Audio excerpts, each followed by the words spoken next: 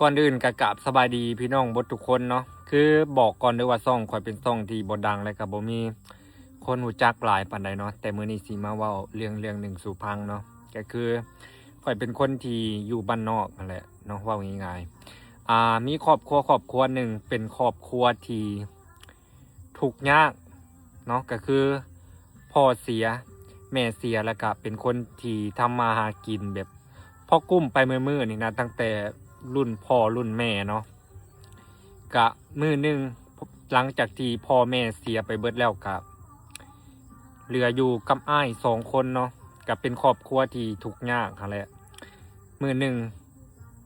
คือเราเป็นคนแบบบ่ค่อยแข็งแรงนะเนาะไปเฮ็ดเวียกก็บ่ได้เนาะมีแต่อ้ายเป็นคนไปเฮ็ดเวียกและมื้อหนึงเราก็ป่วยคือเราเป็นคนแบบตัวซีดเนาะหลายคนเห็นก็พากันท่วง พากันอันนั้นเนาะก็บ่ว่าเราเป็นโรคหยังถ้าสิให้เราไปรักษาเราก็บ่มีเงินหั่นแหละเนาะเว้าง่ายๆแล้วบัดทีนี้มันก็โตเราเริ่มเรื่องเข้าเรื่องเข้าเนาะก็เลย มันเริ่มบ่ไหวแล้วนะแล้วเราก็เริ่มเจ็บแบบเจ็บทางในนะก็เลยมาหาครอบครัวข่อยให้พาไปหาหมอเนาะมีเงินอยู่1,800,000 กีบถ้าเป็นเงินบาทก็ประมาณ3,000 บาทประมาณน่าจะบ่ฮอด3,000 บาทเนาะทุกคนประมาณ2,000 กว่าบาทนั่นแหละเนาะแล้วก็ครอบครัวข่อยก็เลยเป็นภาระให้เนาะเป็นภาระเป็นบ่แม่นเป็นภาระดอกน้องพี่น้องเนาะเขาเอิ้นว่า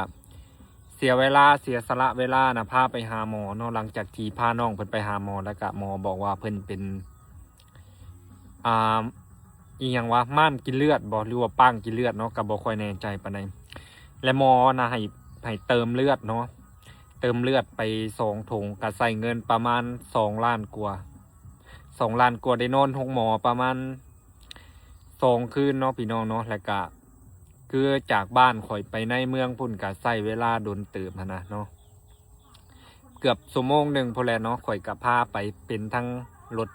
เป็นทั้งเงินพาไปหาหมอเนาะสำหรับเคสน้องผู้นี้ที่มาเว่าสู่ฟังนี่ก็บ่ได้อยากให้ทุกคนสงสารหรือว่าเอ็นดูอีหยังดอกเนาะแต่อยากให้เขาเอิ้นว่ามีหน่วยงานเขามาช่วยเหลือเพิ่นแน่เนาะตอนนี้ข่อยก็กำลังติดต่อหาบ่าวเตียงทองเนาะเพื่อจะมาช่วยเหลือเคสน้องเพิ่นเพราะว่าเรารักษาแล้วหั้นนะแต่ว่าคือเราเป็นโรคที่แบบป้างกินเลือดหรือว่าม้ามกินเลือดนี่นะพี่น้องมันต้องได้ใช้เวลารักษาเนาะก็คือมันต้องได้เติมเลือดตลอดนั่นแหละเนาะตอนนี้เติมเข้าไป2 ถุงแล้วหมอบอกว่าถ้าให้ดีแท้นะต้องเติมเลือดประมาณ3-4 ถุงเนาะตอนนี้เราก็เติมไป2 ถุงแล้วก็ยังบ่มีเงินขนาดถุงเดียวยังบ่มีเงินหั่นน่ะก็คือเอาเงินครอบครัวข่อยออกก่อนเนาะนอกจากข่อยพาไปหาหมอแล้วก็ยังเป็นคนที่ช่วยเหลือเงินหั่นน่ะเนาะมื้อนี้ก็เลยอยากมาประสานให้ทุกคนไผที่อยากช่วยเหลือน้องหั่นน่ะก็มาช่วยน้องได้เนาะทุกคนเนาะก็คือน้องเพิ่นอยู่บ้านศรีวิไลเมืองไซบุรีแขวงสะหวรรณเขตเนาะก็คือเป็นบ้านที่ข่อยอยู่เองนั่นแหละเนาะข่อยก็สิพยายามหาหน่วยงานมาช่วยเหลือนั่นแหละเนาะคือช่องข่อยก็